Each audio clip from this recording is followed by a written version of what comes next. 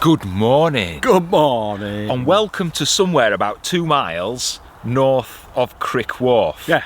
Which is where we were last time, if you remember. We'd just done the Crick show. Madness. Still recovering from it. I'm still shaking a little bit, just a little bit from it, aren't I?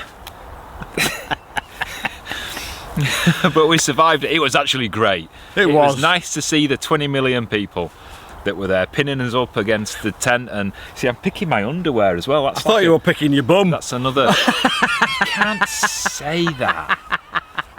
He always has to lower the tone, doesn't he? He's off. He's started himself off now, look. How long do you need? Your glasses are steaming up as well. Oh my God.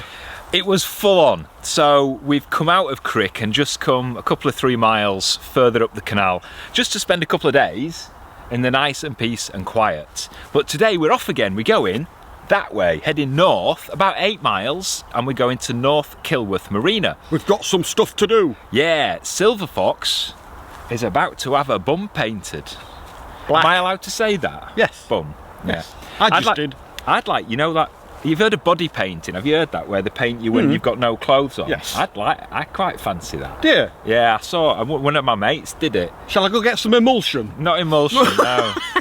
One of my mates had it done, and he had no clothes on, and he got painted as Spider-Man. And the only thing I noticed, I thought there were a bit of chewing gum hanging off it. It wasn't chewing gum, actually. It looked like chewing gum, but it wasn't. Chewing gum. Anyway, enough of that. So we're taking the boat to North Kilworth Marina to have the bottom, the hull, blacked. We'll tell you more about that in a little bit. And there's a reason we're having that done. Because it needs doing. Which we'll tell you too. It's going to be a nice journey. There's no locks. So hopefully, if we can get her up to about 30 miles an hour, we should be there in 10 minutes. 10 minutes. 8 minutes. Geronimo!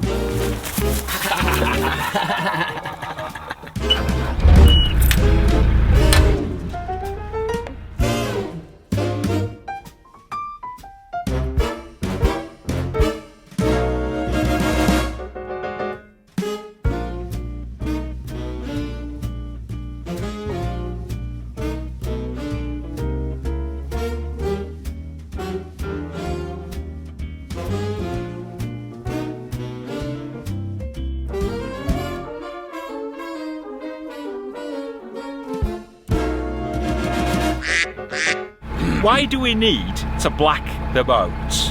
We get asked this quite a lot. Yeah. Narrowboats, the bottom of them, the hull, from the gunnel where it sticks out down, is painted black. And it's usually like a black bitumen paint, isn't it? It's like a tarry paint that dries solid. And it protects the hull of the boat from the water and from little knocks and stuff. It protects the steelwork. Now when this boat was built, when the shell came into Bickerstaff from Aintree, we had the whole hull shot blasted. Do you remember that? Grit blasted. And then straight away, within a couple of hours, we primed it and we put a couple of coats of 2-pack epoxy.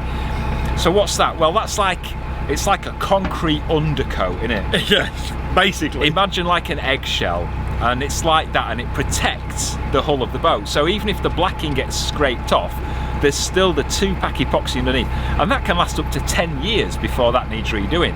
And we'll find out when we get this one washed if it's still okay underneath. Fingers crossed it is. Yeah, let's hope so.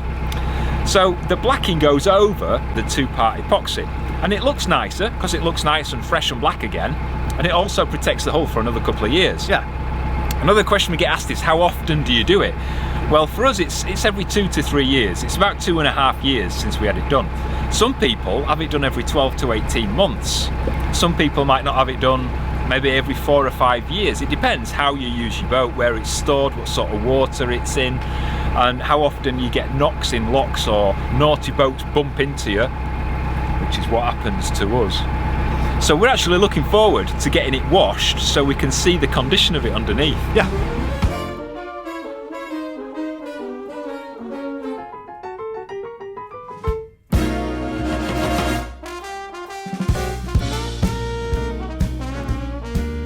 It's a bit ironic, really, that we're pootling along at like 2 miles an hour and enjoying the scenery, and then you look round and there's a boat right behind you, and you slow down and it goes under the bridge faster than the traffic going over the damn thing. I know.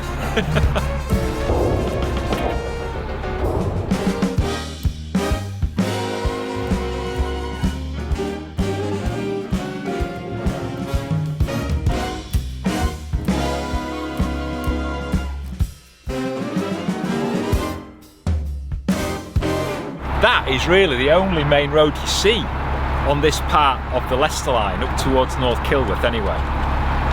And it's weird because it's just like a fastness, isn't it? Fastness. Yeah. It's weird for me to put it into words because I have trouble with words sometimes. Right, okay. Imagine you want to order a Justin Bieber blow-up doll. No, just for argument's sake. And it's coming from China. Yeah? So there's usually like two ways where it gives you the shipping option. You can either have the slow option, which is cheap, where it comes over by... What, are you alright? You're cheap. It comes over by on ship, unless it gets caught in the Suez Canal. And that takes about 6 weeks, doesn't it? Or you could pay for like an express air courier, and it gets there in a couple of... I'd do that because I want it. I want it that quick. So I'd pay the extra and have it come by express. Are you alright? But it's like nothing changes because that's what the canals were like 200 years ago. I mean, obviously they weren't Justin Bieber dolls, it were probably Thomas Telford blow-up dolls back in them days. Oh God. Or James Brindley doll. I'd like a James Brindley. And it was, no, don't go there. It was the same thing because you could send cargo up the canal on a normal boat and it would take however long it would take. Or on this stretch, especially if you used Fellows Morton and Clayton, you could get one of their express steam flyboats. You could. And they literally went about 10 miles an hour. Don't know what they were feeding their horses on. I know, the one used to be galloping. Yeah, and they were nicknamed the Woolly Backtons. Woolly Backton. Like Baden, but Woolly Backton. No, there were. It sounds like a dinosaur, doesn't it? It were a woolly-backed dinosaur. What sort of dinosaur were it? A woolly Backton. Oh God. No, it's true, and that's because they used to bring textiles down from Leicester. They used to make a lot of clothes and stuff. There you go. You see, you thought I were bull pooping you then, didn't you? Bull pooping. Yeah, bullwinkling. And it's true. It's true. So if you want a Justin Bieber blow-up doll, give Fellows Morton and Clayton a ring, and they'll have it sent down on a flyboat. They will.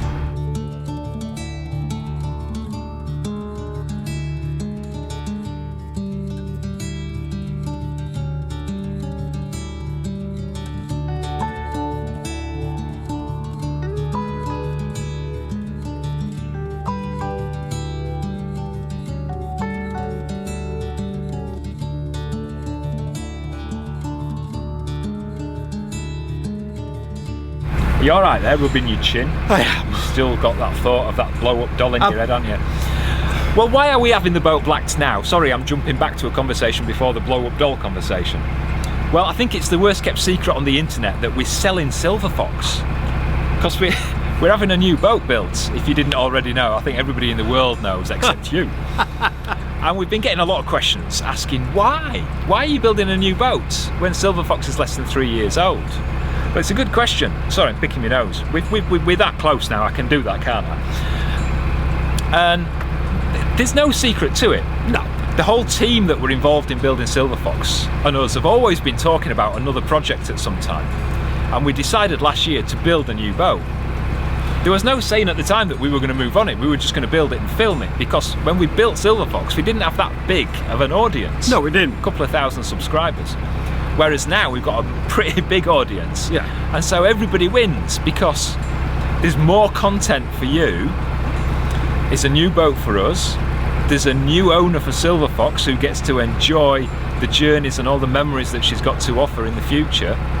And everybody that's involved in the build gets a little bit of promotion for the company, and they get to enjoy the team effort of creating a new boat. So everybody wins. And we've got to sell Silver Fox because, contrary to some of the rumours, we do actually have to pay for the new boat. Yes, we do. So we've said we've put a little bit by in savings over the last year or two, and we're selling Silver Fox, and that's how we're going to fund the new boat. Hence, we're having it tarted up a little bit, having a bum painted, we're putting some new carpets and new blinds in, and she's going up for sale.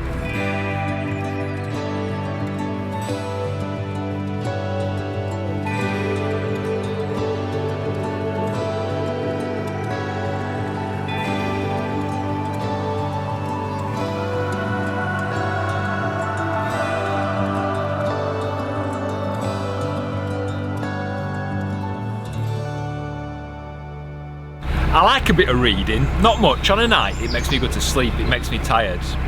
Sean, not so much, The only books he likes are the ones where when you open it, something pops up. Yeah. I don't see the point in reading. Yeah. By the time you get to the 4th page, you've forgotten what's on the first. You didn't forget what popped up on page 2. That's it. We had to turn it sideways, didn't we? There was an author called John Lilly, and he wrote about the Leicester Line of the Grand Union Canal. He called it winding and enthralling. A bit like Sean's bowels after one of his chilies. Winding and enthralling, isn't it? Winding and enthralling. And this is the summit of the Leicester Line of the Grand Union Canal, 412 feet above sea level it is, and there's 21 miles on this summit pound without any locks, so it can make a nice couple of 3 days of cruising. And the thing is, it's not like other canals like the Oxford and Coventry where it goes round the hills and Thomas Telford came in and straightened it out. This is exactly as it was when it was built, so what you're seeing are exactly the same views that the boatmen of 200 years ago would have seen. Except the pylons. Maybe.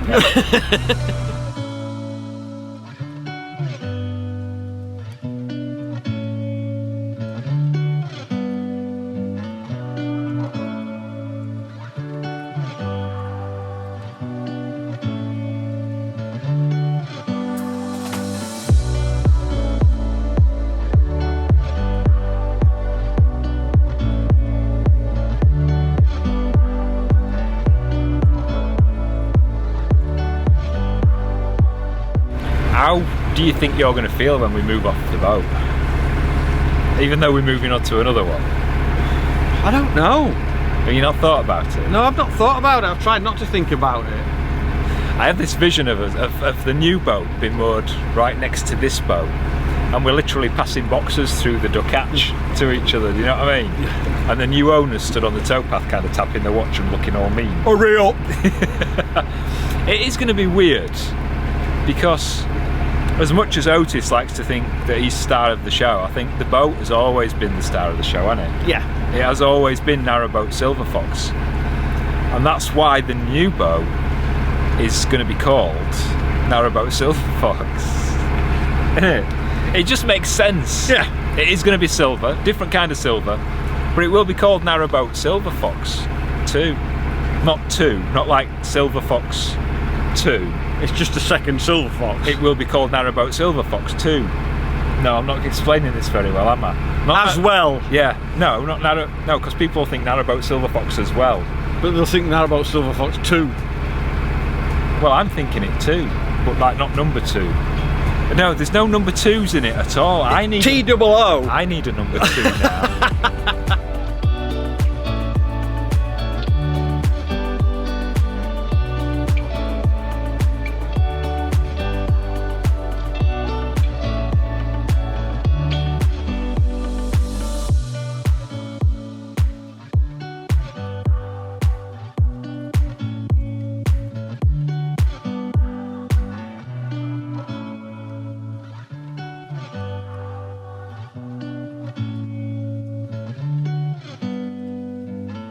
Between bridges 37 and 38, it's like an adventure in the Amazon, isn't it? All the reeds. Yeah, not the warehouse, obviously the jungle.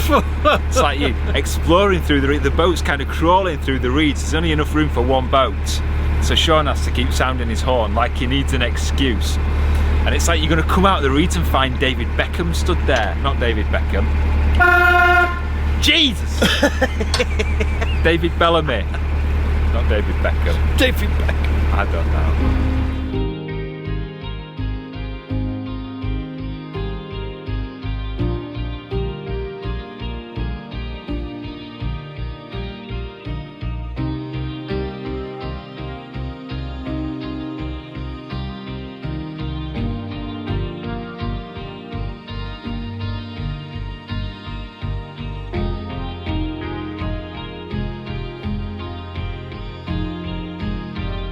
Just on our port side, well actually a few hundred yards on our port side at the moment, used to be the London and North Western Railway, and it ran between Peterborough and Rugby. Do you remember Rugby? Men with odd-shaped balls? Yeah. William Webb Ellis. He were on Pointless, wasn't he? I think. Or were it the other one? I don't know. And anyway, it's weird because we always talk about the railways killing off the canals. They did. Here on the Leicester Line and the Grand Union, it was actually the other way round, and the canals are still here and the railway line's well gone. It's just a long straight track that you can walk down, and I've walked up and down there. It's actually quite a nice walk. But just in front of us is Bridge 40, and that's the only point where the canal and the railway run literally a few feet from each other. And that's because there used to be a great, I nearly swore here, there used to be a great big quarry on our starboard side. And they used to dig gravel out of there, or rocks, and crush them down to gravel. I'm not sure. Well, I asked the man at the fish shop and he didn't know either. No, I really did. Why would the man at the fish shop know? Because you have gravel in the bottom of fish tanks, don't you? But he only sold that really like colourful stuff. Watch where you're going. It's really bizarre, this, isn't it? But he didn't know. But there used to be a wharf where the canal and the railway met, and they used to load the gravel, not for fish tanks, this was for like other uses, I think, into boats where it'd go off. Where it'd go off places, and also into the railway. So if you come down here near Bridge 40, just come off the bridge, and literally 20 feet down from the bridge is the old railway line.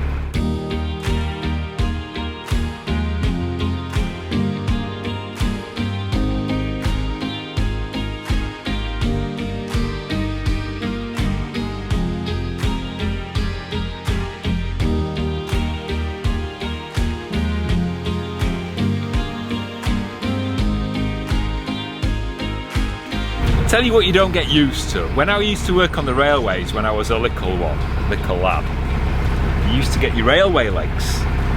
But when you live on a boat, you have to get like legs like seamen, don't you? You know what I mean? Don't start that again. Sea legs, seaman's legs. You know what I mean? Sea legs. Yeah, but you know what I mean, don't you? Legs like seamen. I know what I mean anyway. On our port side is a little... What's up? On our port side is a little tiny brook. And it's... Are you alright?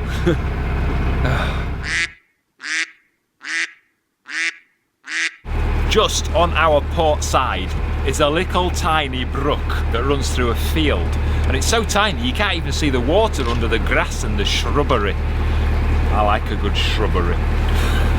That, in fact, is the River Avon. It rises near enough right here. Rises, so I mean like it comes out of the ground. Probably. Is that what it means? The last time we saw it was in Stratford upon Avon when it was in flood. Do you remember last March? Oh, lots of water. Everywhere. Now here, where it rises and runs through the fields, it's known as the boundary between Northamptonshire, which is where we've just left, and Worcestershire sauce. Leicestershire, which is where we now are. God knows how I'm going to caption that. A little aqueduct that goes under the canal which carries the baby River Avon, which we've just gone over. So we are now in Worcestershire sauce. Leicestershire. Leicestershire. Leicester.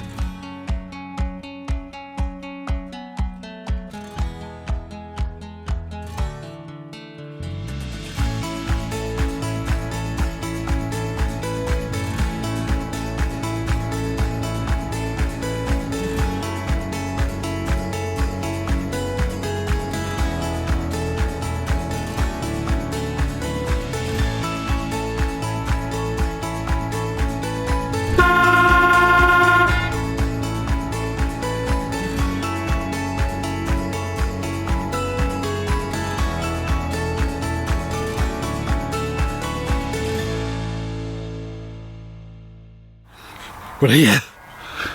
Do you remember when we used to live in a terraced house? That's what it's like. That's what it's like, so we've got to be quiet. It is really quiet, and I think it helps that it's not windy. Look how still the water is. It's like lovely and still. I'm waiting for the first boat to turn its engine on and I'll be out there.